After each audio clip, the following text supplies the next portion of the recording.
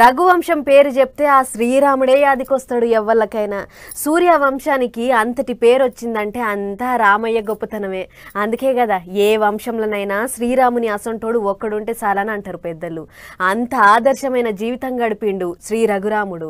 అందుకోసమనే ఇగో అయోధ్యలో కట్టేటి రామాలయంలో ఎసొంటి ఈగ్రం చేసిర్రో చూడుర్రి. శ్రీరాముని వంశం సూర్యవంశం. సూర్యవంశంలో శ్రీరామునికి మించిన రాజు లేడు.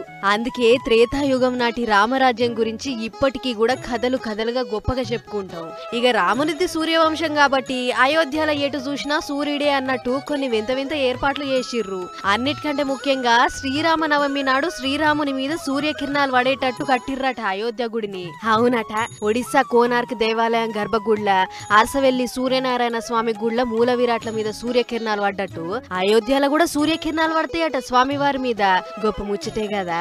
అందున శ్రీరామ నవమి రోజునే సూర్యకిరణాలు రాముని మీద వాడుడంటే ఇంకా గొప్ప ముచ్చట. అంటే ఎంత ఇగురం కొద్ది ప్లాన్ వేసి గుడి కట్టిర్రో చూడుర్రి మనోళ్ళు. ఆయన సైన్స్ లేని రోజులల్లనే గిసొంటి గొప్ప గొప్ప పనులెన్నో చేసిర్రు మన వెనకటోళ్ళు. ఎట్లా కట్టిర్రో ఊహకు కూడా అందని అద్భుతమైన ఆలయాలు నిర్మించిర్రు. ఇక గిదొక్కటే కాదు, అయోధ్యలో గుడికి పోయే తొవ్వల 40 సూర్య స్తంభాలను కూడా పెట్టిర్రు. రాత్రి పూట గివి సూర్యుని లెక్కనే ఎలుగుతాయట.